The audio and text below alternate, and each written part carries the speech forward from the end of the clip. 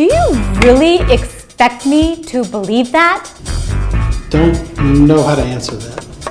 This is the plaintiff, Science Future. She believes that if more people knew about the accomplishments of female heroines like Dr. Patricia E. Bath in the STEM past and STEM present, there will be more in STEM future. This is the defendant, Lab Manual. He represents the groups that publish history books and guides. He believes that there are so many pages to print and adding new stories is not necessary. Parties raise the right hand. What you're about to learn is fact. The story told is about a real person, a history maker whose work has changed medicine for the better. The debate can be settled here, in our forum, the Beast Den. Come to order.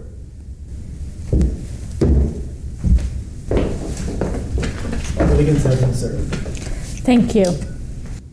Science Future, tell me your story about Dr. Patricia E. Bath. Well, yes, Your Honor, thank you. Dr. Patricia E. Bath is a well-renowned ophthalmologist.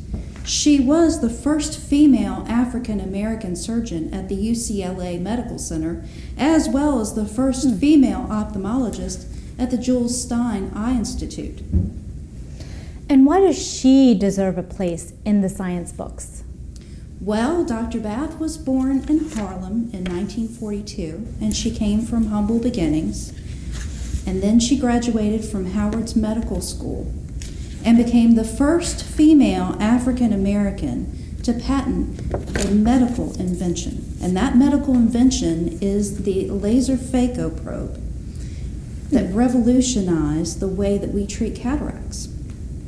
So you see, Dr. Bath was more than just an eye doctor. She was a laser and research scientist. She found ways to incorporate the use of laser technology into eye surgery. Her method replaced the old method which scraped cataracts from the eyes. And she also developed a device which allowed for cornea transplants. And she helped found the American Institute for the Prevention of Blindness. Okay, thank you. Now, Lab Manual, what's your story? Yes, Your Honor. We produce several lab manuals, books, and even television shows, and we help with Hollywood films, and they tell the story of the innovators in science. Is Dr. Bath's or others' stories included in those manuals? No. She has a lot of firsts. Why not? Well, with stories of Albert Einstein and other people, it takes up too much space. So, are you saying that there's no room for information about people like Dr. Bath? There are too many to add. Well, do you think that it's important to have diverse ideas about other people like minorities and women? Yes, but not at the expense of changing ideas about history. Do you really expect me to believe that? I don't know how to answer that.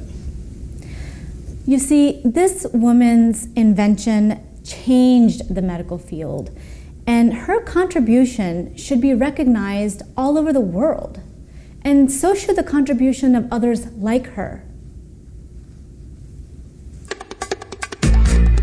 Well, I find in favor of the plaintiff, in favor of science inclusion, and to tell the story of Dr. Patricia E. Bath.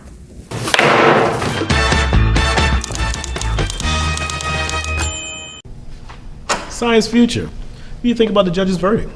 I'm very happy. I'm glad that people know now that people like Dr. Bath exist. Hopefully this information that was shared in court today will help young people, boys and girls alike, to follow and achieve their dreams. Tell me, what do you learn from this experience? That equality battles can be won in science.